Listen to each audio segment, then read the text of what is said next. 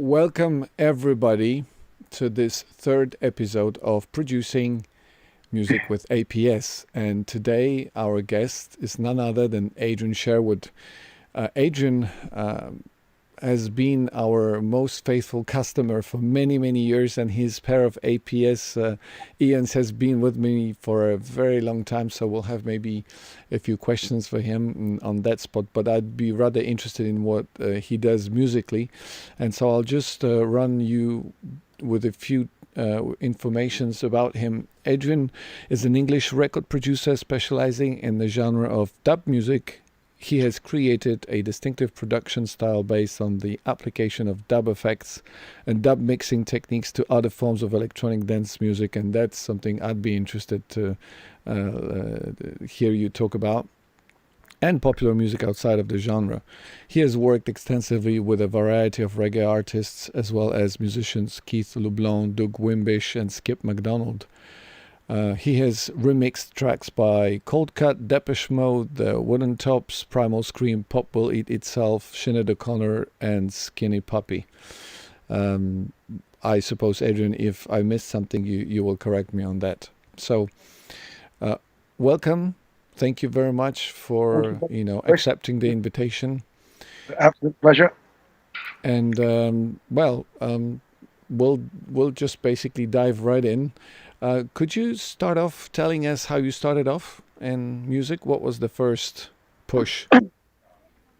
Well, I came from a reggae background. I started very early on as a kid. I was a DJ, playing from 13, 14 to under 16-year-olds in an afternoon. And the man who owned the club was Jamaican. Joe Farquharson. This was in High Wycombe in Buckinghamshire, and he'd been involved in the reggae business in the 60s, working for a company called Palmer Records. And basically through Joe, I got involved basically, and after me, he got me involved in a distribution company, one of the very early distribution companies in the mid 70s, when I was 17, and we started a label, Carib Gems Records, and I ran my first recording session literally for fun. I'd encountered lots of great musicians, and the school I come from, it's like, if you look at the school of Jamaican or a lot of the great American, what they call rhythm sections, like Booker T, the MGs, the horn sections, they're all professional rhythm sections, and they would make rhythms for many, many, many different singers. The Americans, everyone from Al Green right across the board would have the similar rhythm sections. Similarly, in the reggae, they'd have in Jamaica rhythm sections that were just making these rhythms. They were guns for hire. So I hired some of these musicians and also mixed them up with a few of our, obviously one's resident in London at the time when I was 18. And I ran my first session for fun. I didn't expect anything from it. I was humming the bass lines to the bass player, a calypso player in High Wycombe who was a neighbour, hired the great Fish Clark, Johnny Clark's brother, who drummed on Keith Hudson, Augustus Pablo, lots of great records. And I ran my first session, not expecting very much.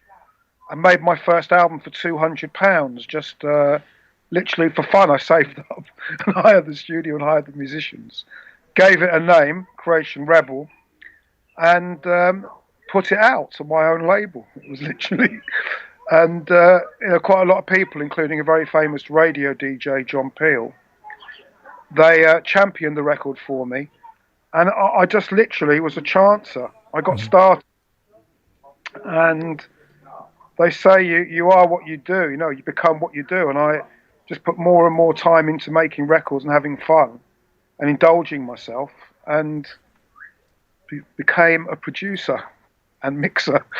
Right. So it seems like you've taken all this into your own hands. You weren't waiting for any opportunity. You just kind of did it on the go. Well, a lot of musicians, I talk to, they kind of, hesitate, they kind of wander about, they do things, but they never really push. So it seems like that push is necessary to get things moving. Well, I'm not a musician. I was at the time, I started as a DJ, as a kid. Then we had a little distribution company, a little record label. And even to this day, I can still do a bit of remixing, production. I can go and DJ, or I can go and do a live exhibition dub show using my fingers on analog gear. At the time, being a non-musician, I was just driven. Come on. I'm pulling people along. Let's do something. Let's try something. Let's do this. Let's get our gig to sound better. Let's do this. And I basically just blundered along. But the one thing I did have was a lot of determination. I was determined to do as much as I could and grasp every opportunity when I was young to do things.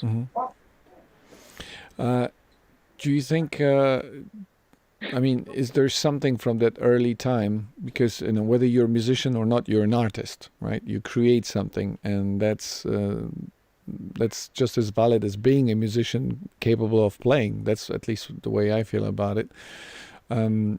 How did this whole thing change between when you started and what we do now? When you see young people starting off, what would you say to them? Well, when we first started, there weren't really drum machines, for example. Everything was analog.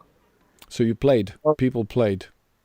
They played. So these rhythm sections, which I think lots of us are great fans of, the incredible legacy of the rhythm sections, Roots Radix, Sly and Robbie, on and on and on. There's the Revolutionaries, the Aggravators, whatever names you want to call them, these Jamaican ones. Or the great rhythm sections from Motown, or all the great, soul studios, and the session musicians, probably even in country and western. They was all played, and that interaction between the musicians, coupled with the wonderful engineering skills, studios, and obviously in Jamaica the likes of King Tubby, Lee Perry, Errol Thompson, on and on and on. These scientists, these wonderful engineers. It's a time that's gone now. And I lament it, really, because the easiest way to make a record is if I can hire. We used to concentrate on making sure we had Style Scott available, or Sly Dunbar, or the best drummer to make our rhythms the best. Now it's who's the best programmer to make the things sound interesting. But really, the feel factor on live playing, and actually the whole process of live playing, you go to the effort, get the good microphones, mic it up. Get a good studio with a good sound in the studio, good tone, record it properly, and then overdub it, do some playing around with it, and mix it. It's actually a much better way of working than messing around for months on some digital smegma, trying to make something that's cool or whatever, cuted and well mixed. And that period of time, that's what we did. We were searching the best drummer to play with our bass player to make sure our work had the great rhythms that we were looking for, or get as good a rhythm. 5 human beings with the machines and got used to the That's yes. I mean, a lot of people will still be listening to folk music, jazz, or played music because they love young musicians playing jazz in London now. There's people all over the world. Might turn to Africa, Cuba. Turn to anywhere, where there's still a heritage of great playing.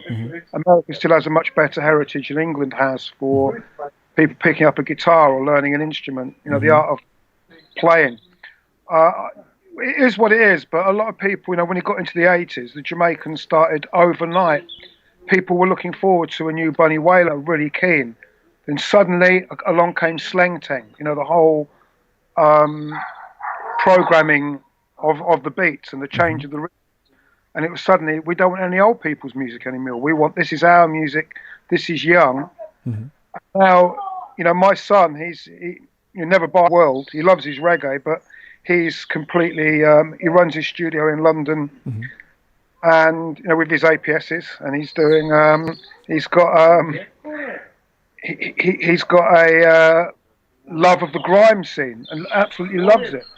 To them, a snare is something in a box. It's not really, in a part of a drum kit. It's gone. It's changed.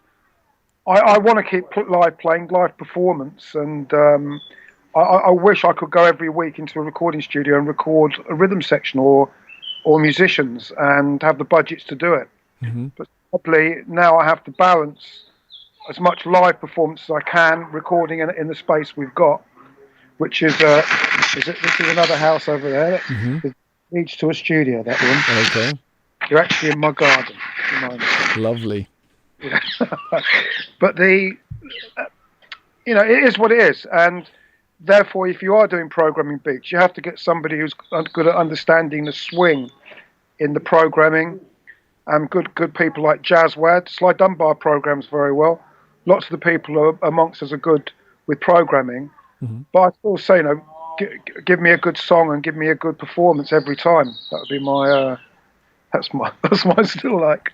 Okay, so I mean, are you using rather machines or plugins or softs? What's your choice of tools nowadays in the studio? Well, I can't operate all the equipment. I haven't really got the interest to. So if I'm running a session, I've got I always have a young engineer. At the moment, I work with Dave McEwen. My previous engineers. Mm-hmm. The wonderful Brendan Harding, who ran Red Bull in London for many years, mm-hmm. not working with me. Brendan, don't know if you know Brendan. I've heard of. Yeah. I love him. I think he runs Strong Room now.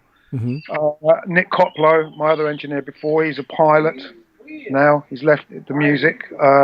He worked with Prince Fatty as well, and prior to that, Paul Beckett, who did Pet Shop Boys, tech and everything, and some good people came through us. Mm-hmm. But I've always got a good young engineer who's very versed in all the how to run the Pro Tools very quickly, so we can operate at speed. Mm-hmm. I'm still a very, very much an analog man. Mm-hmm. So the studio, we've got analog compressors, we've got analog outboard. I'm a big fan of Eventide, and also love the English company AMS. So I've got lots of vintage spring reverbs, units. Tape delay, and the digital delay with the AMSs, and old things like Lexicon 224s, and an array of very good microphones as well. Yeah. And obviously, the main thing is having good monitors. Good monitors.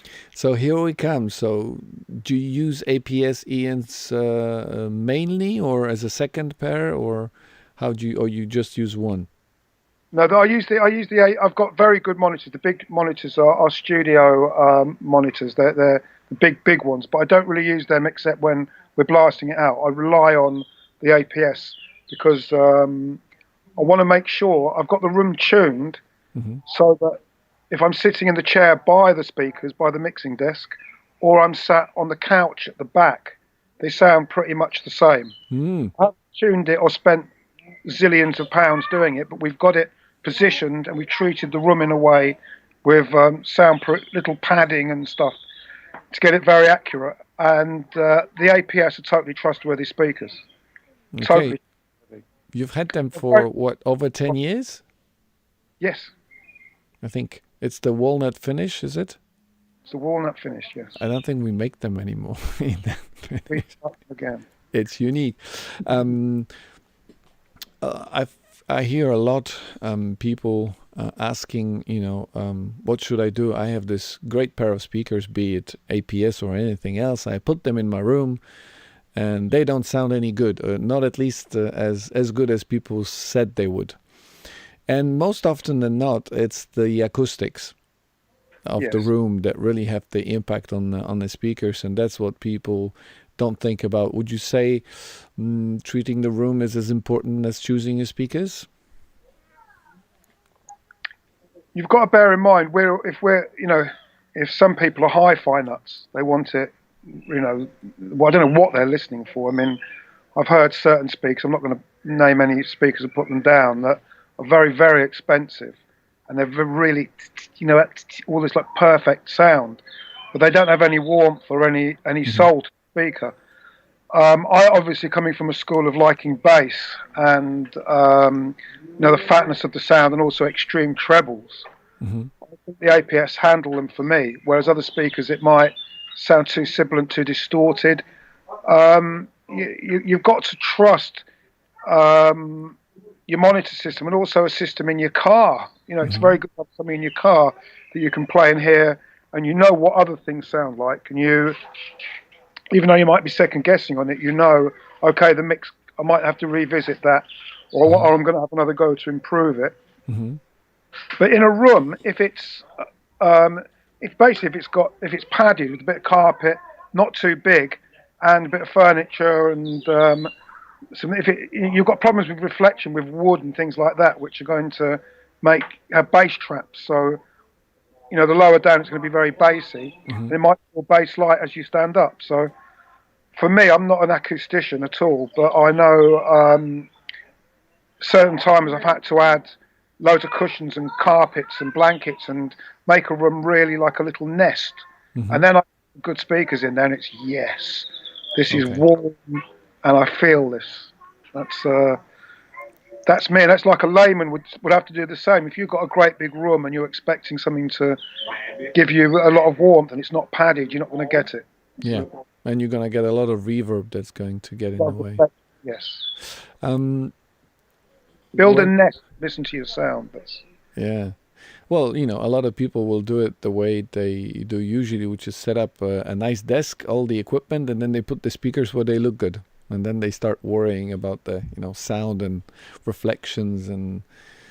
Yeah, I think we simply built, we bought some lovely African patterned material and built some, reflectors ourselves. Yeah. With filling them up, covering them, positioning them around the room, and kept playing around. We had a little machine to do it, but it wasn't hiring, a great expense anybody. And we got it as accurate as we needed it. And then I take it to my other house and play on the other system and in a car, and you know that you're getting somewhere by being between the speakers. People back in the 80s, they used to use oratones. And, we used to call them horror tones because I just didn't like them at all. And it was kind of okay if you're trying to do some video. I didn't even know what it's supposed to be telling me. So, were you thinking of the sound on the radio or what should be heard? I think it's some people just only mix on these things, and oratones have lived through a rebirth of a few. What were the other speakers they used to have? NS10s. NS10s, yeah. Everybody loved NS10s, and I hated NS10s. Sorry, NS10s weren't my favourite. Yes, not your cup of tea. Everybody swore by NS10s. It was going to give them a true. I think what it is people so often went into studios and they weren't accurate. They'd go home, it was bass light or bass heavy, or it just didn't sound like it did in the room they were doing it. And then people needed a go-to speaker, and the NS10s were the ones that the amount of engineers that trusted them was unbelievable. Buying, a huge stock of them to keep them, in boxes because of the fear of blowing them. A few pairs to people. I guess you have. We should find them all out and see who got the idea from Adrian Sherwood. It would be nice. Actually, I think most of you guys are people love the sound out of the On-U studio. So when you mix, you don't. I mean, you were talking about checking on the radio in. So you have a mixing desk? I'm on the mixing desk. Analog desk? I do it all by hand. I do it all my fingers. And then Dave, my engineer, will be running it from Pro Tools head that say, there's channel 7. And channel 7 will be like lead guitar. So it might be bass drum 1, snare 2, hi-hat 3, toms overhead, 6 would be the bass, 7 would be lead guitar, 8 piano. I remember then stereo images of keyboards, horns, whatever, making up the 24. And I rehearse it till I know it like an octopus, and then I have plans to attack and process each part of the mix. And you do it in analog style, so you've got channels for effects, returns? Well, I've got the 24 channels that have got the composite parts of the track. Usually at the far end, I might have stereo backing vocals or stereo effects I've created. A couple of channels of stereo effects I've already made. Lead vocal, backing vocals, horns, whatever there might be, whatever. Usually using all 24, but sometimes using even 20 or something. Then on the extra 16 channels, I'll have the A and B of an AMS delay. Mm-hmm. I'll have the stereo of an AMS reverb, two stereos of Eventide H8000, four engines with multi outputs, Rampion spring reverb, a Neutron biphase, and a tape delay, and big fan of Eventide. I think the Eventide H9 I use a lot in the studio. Which is like a pedal, but it's you can write all your own programs on it. So if I'd recommend anybody who wants some analog equipment, it can be very, very cheap. And on my live gigs, what I use, I still would use in the studio. It's wonderful. I've been using an Eventide H9 and an Eventide Space, which are both about this big. So they're really transport on aeroplanes. Got a Roland Space Echo for tap delay. I've got a little rack with a hard disk player, so I can take 16 channels out for my live mixing. Okay. And then I use a SDE 1000. I had an SDE 3000. But an SDE 1000 works really well. Cost me £130. It's a wonderful little unit. Yeah. And SPX 990 cost me £150 as well. So every night I'll take those with the cables. And I've also got a noise machine of my own and a pad and a couple of CDJs, and plug all this into a 32 channel Venice Midas.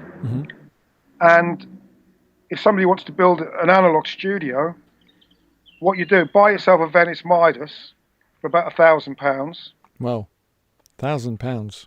That's all they are. And it was a live one, but you can use it perfectly well in the studio. Sure. Get yourself an H9,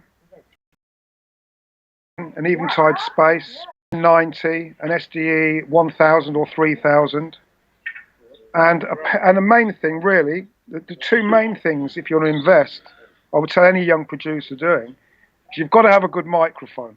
You've got to have a good microphone, and there are lots of good microphones. Start going through microphones that I'd recommend buying. I'm blessed. I've got some very nice mics that I got back many years ago. I've got a U67 we got off Robert Plant, which is a very nice mic.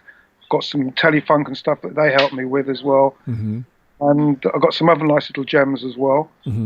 And you've got to have good monitors. I would, I'm not saying that just because it's you, Kris, but I would highly recommend your monitor system. It's very reliable. Wow, that's generous. Thank you. Thank you very much. So this is what you have? You have a Venice desk in your studio? It's for live. Okay. In the studio, we've got a Soundcraft set up our own way. Little modifications. But, the way it's going, I wouldn't mind having an SSL, but I like the warmth of what I've got. And with space, sadly, no. I used to have first then an MTR Mark II as well. After that, and then 2 inches and everything. Well, I made the decision a number of years ago to run the Pro Tools and back everything up digitally, and to keep all the analog outboard and an analog desk. So I'm running Pro Tools, working digitally, but mixing analog. But not onto tape anymore, although I wouldn't mind a go again. It all takes up a lot of space, and also it's quite expensive. So do you treat Pro Tools only as a tape machine, or also do some plug-in things? Do you stick some plugins on tracks before it gets to the mixer? And I'll let my engineers, very trusted, been with me like for 10 years now. Dave McEwen is a great engineer, and Dave will be coming to me with suggestions, trying little things. We'll do little ricochet reverbs, add little things, touches, and we'll have the whole thing pulsing and sounding brilliant before I actually do the final mix, which then will be more drastic, trying to really make it bulbous and move around a lot.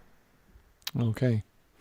While we keep talking, I would like to remind our viewers that you can ask questions online. I'm surveying the mistyped the name of the channel on Facebook, but I have rerouted it to the APS page since, so you should be seeing it. I hope this is recorded because I didn't route it through our one.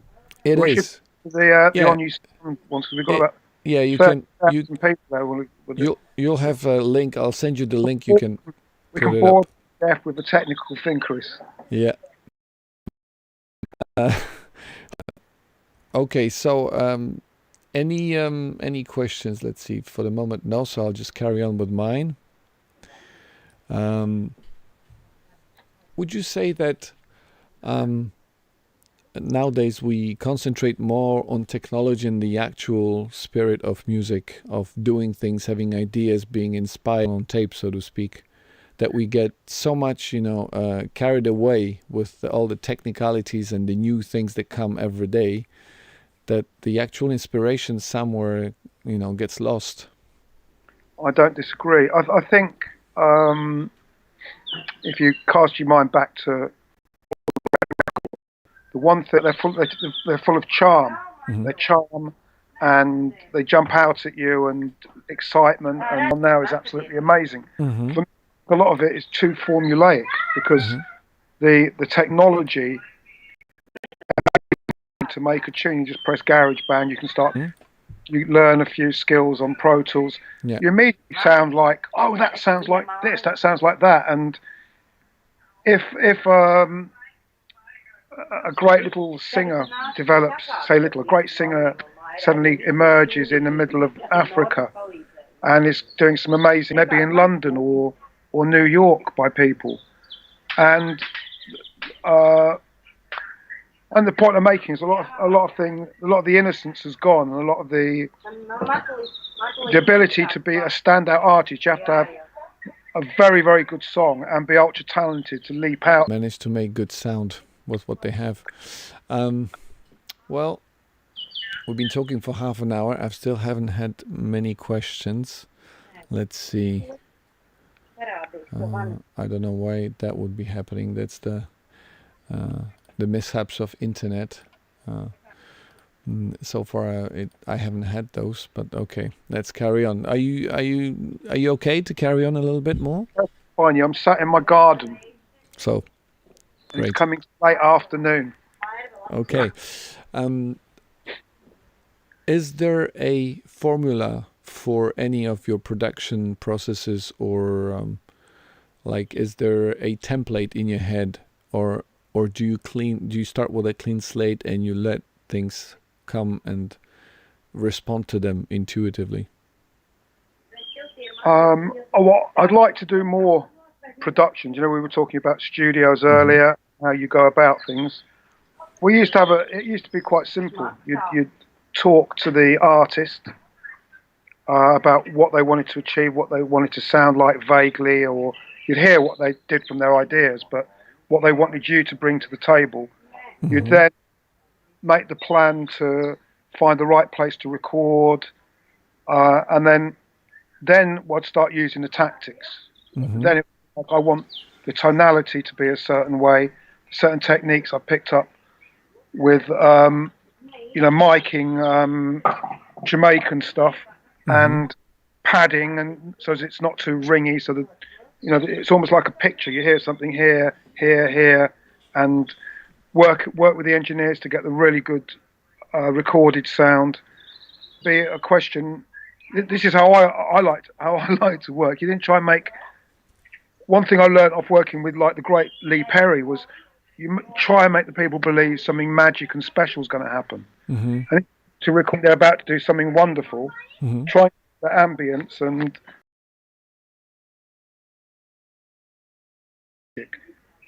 if nowadays somebody is in their room and it's all methodically trying to make this thing perfect, or yes, we will do this and this, something magic can come. But it seems Mike Oldfield on their own making everything.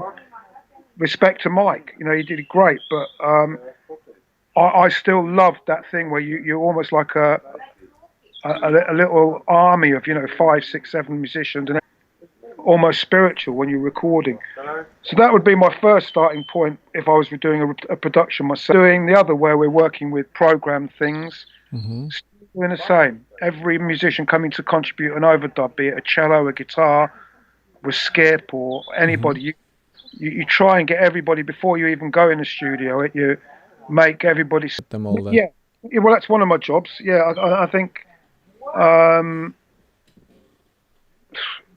a lot of people used to come to companies hiring you because they just want to get your name on a record. They're not even caring, let you get on with things. Okay. Today, some awful stuff happened. It'd be like, oh, let's get that Adrian Sherwood in because he did Depeche Mode or something and put you on something inappropriate. And they didn't really care. It was all about get your name on the thing, do any old crap, and up a chart with a combined set of releases. So my favourite things is when I've been able to work with the musicians and create something and have a bit of time. And almost very good that the record industry has collapsed in some ways, where a lot of those old record companies, it was vile, to be honest with you, how they operated. Literally, they might as well have been selling pork bellies, a lot of people. So it was more of a product than a piece of art. Well, a matter of a lot of the musicians now who are working at their house or working wherever they can, it's like the cream will have to rise. You have to get good because it's very competitive. And, I don't know, I'm trying to make a point, but, I'm harping back at it. That's where I would be, still going to try and get that little element of spirit to try and then after that's done, then when everything's recorded, then it's my time, it's the engineer time or the mixer's time, and that's when you go pushing towards the finishing post. Yeah. Your album in hand, do you rely on internet to kind of push it through, or you still have the old channels selling CDs, vinyl, etc.? Well, a lot of my fans are a bit older, so they're not. If you look at we still do very well on physical. So very well, do pretty well. The recent release is Heavy Rain, the Lee Perry album, and Rainford, and we did very, very well on the vinyl and digital sales of that around the world. It was a big success. But if I look at the figures for our download digital thing, it's very small compared to a lot of younger art. Probably would love to get our physical side. So it balances out, but it's still not what it was, because obviously there aren't the record shops there were, and I really do miss those days of the record shops and people turning you on in the shop to a new release and in those environments. But I think with On You Sound, with our releases, we did the Pay It All Back Volume 7 last year, which is great, and the next release of new stuff, apart from the reissue, we've got a lot of reissues going on, all on vinyl and CDs, is going to be my daughter Denise's album, which will be coming in October. Okay. And that's a beautiful album. I'm very proud of that. Nice. And she will be. And I've got a Horace Andy album as well that I'm finishing at the moment, which is Horace sings with Massive Attack, wonderful, wonderful singer. So, to be honest with you, Kris, it's just about like having fun myself as well, Jake Nelken on YouTube asked, "What's your favorite part about your work?" The favorite part? Is there one? Well, I think all along the way is moments of real exhilaration. Say I'm in the studio with, blessed Lee Perry. He's a man of magic, and he'll do something, and it just. Or the great Horace Andy, his voice is still there. We were recently voicing him here the other day, Lee. And the moment, I think it's moments in answer to your thing, the moments when it's suddenly, this moment is almost godlike. You feel, wow, this is so special. Then obviously when it's coming to the mixing, that's my concentrate, and I have to keep going until I'm quite happy with what we've done with the confines of budget and time. And other times I've got as much time as I like, because I'm not rushing it, because I'm making something to satisfy me and not another. So I would say, obviously, the most fun part for me, and the most active part, is the end. But the process throughout it, some artists perform in the studio singing in front of you, can send goosebumps up you, or a great guitar or horns man or cello player. Things happen that's why it keeps you addicted to the music business. Because if it was about the business itself, you'd have left the industry years ago and sell some other kind of drug, you know. But the question is a good question. I think mixing is my time, but probably the biggest pleasure I've had is just watching close hand, you know, Style Scott drumming, or George Oban on bass, or Doug Wimbish, or any of our crew playing, and just moments when something totally magic happens. It's like it's a proper buzz. Yeah, it's true. There is Yanis Ruben asking a quick question to Adrian: how he feels mixing reggae, which can be particular to mix like a dub. Reggae, ragga. How do you spell it? Yeah. With the APS speakers, so I think his question concerns APS speakers for reggae, mixing reggae. Reggae, because nearly everything I do, I'm still using, even if it's not reggae I'm using the tonality that I learned very early on with the Jamaican things. And the APS speakers are perfect. They've got very, very, you can turn them up quite loudly. You don't have to kill yourself, but they've got very good area. And the tonality in the foot drum and bass guitar is perfect. It's you get it. So Yanis, just to be clear, Adrian is using APS Ians, the original ones. They're still on sale. So if your question was concerning that particular model, you can go and check. Definitely Ians are like a sure shot. You won't miss it. Okay. Let's see. Yeah, I think. Okay, let's see. Do I have questions? I do. One more question, then, if you don't mind, Adrian. Would you think about? I mean, are you much of a teacher? Do you pass on your knowledge in any way? Do you think it's important for us who work in music to educate the next wave? I've done quite a few workshops around the world. From South America, I did Colombia, Brazil. I've been in the United States, all over England. I've done workshops all over, showing analog mixing to young people. And what I would do, they book you for the workshop, and I start getting the students on the stage and doing them in two at a time, and getting them to do it themselves, and showing them the possibilities and what I like myself. I don't, but hopefully, a lot of people said that, they've been inspired by what I'd done in my, the work I've done, and watching me, and quite a few people who went on to do very well. So they give you, that makes me feel great. But I don't see myself as saying I've come here to teach anybody.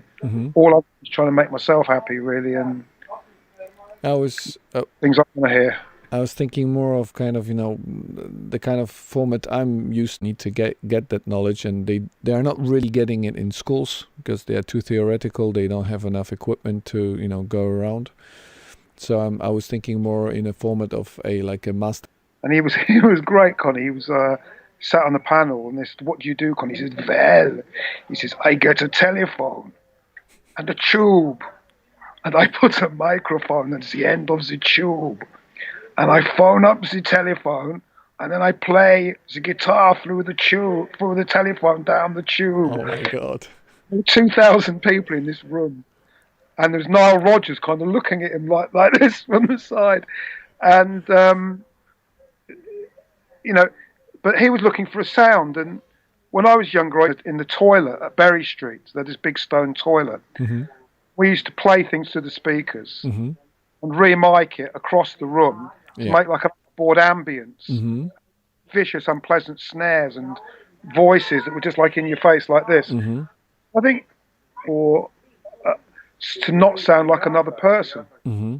And anytime I meet youngsters, I said, if you can try and get a little identifiable sound of your own. Mm-hmm.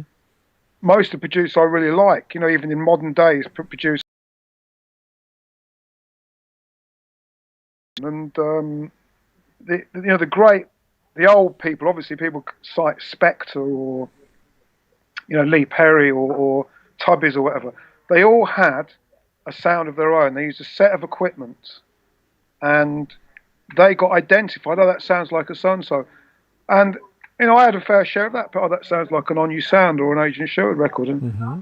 I'll get a bigger compliments if you try and find a few things you love, Mm-hmm. compare them regularly, and keep working within a sonic and develop that sonic, Mm-hmm. and then you don't add up from other areas that you learn from, Mm-hmm. or anti-production techniques using distortion or no effect, and Neubauten used to do. I learned from people like that about not using effects and just making it dry. Mm-hmm. That's how you have to go on if you're producing music. There is a question which kind of got answered at the beginning, I feel, because it's, do you still use some old effect boxes? And that's what you do. I mean, I suppose there was the I've got Eventide. many old effects, but I also embracing a lot of the wonderful new stuff. Yeah, I use lots of vintage equipment. Do you? Well, the Eventide ones are guitar Yeah. pedals. The H9, the Eventide H9 is just an absolutely amazing investment, because I use that as an outboard effect. You can use it for anything. Mm-hmm. And all Eventide gear,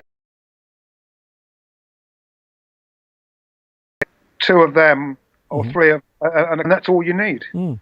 You can change the effects every time off your phone, and change an effect that you've made yourself every bar. Mm. Wow. Mm. Nelken asking if mixing is an art and a science. What part do you consider art and which do you consider science? Let's say science means something you could have an algorithm AI do for you. So I'm guessing that's the question. That's what the Jamaicans, Lee Perry, when he says science, he means voodoo.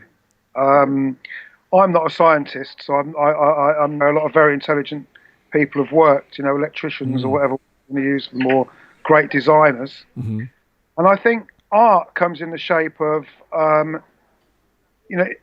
if you take seriously what you're doing and you're not making work just because you're trying to make money. Mm-hmm. And honestly, I've all the remixes I did them for money to prop up my company. Mm-hmm.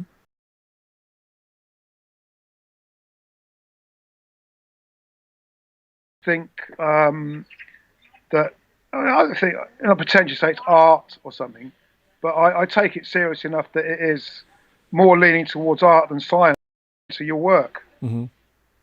My battery is giving me a warning on here. I've got 11. I'm okay. I've got some percentage. Sorry. We've been running for an hour anyway, so I think You finally just like having a look on the.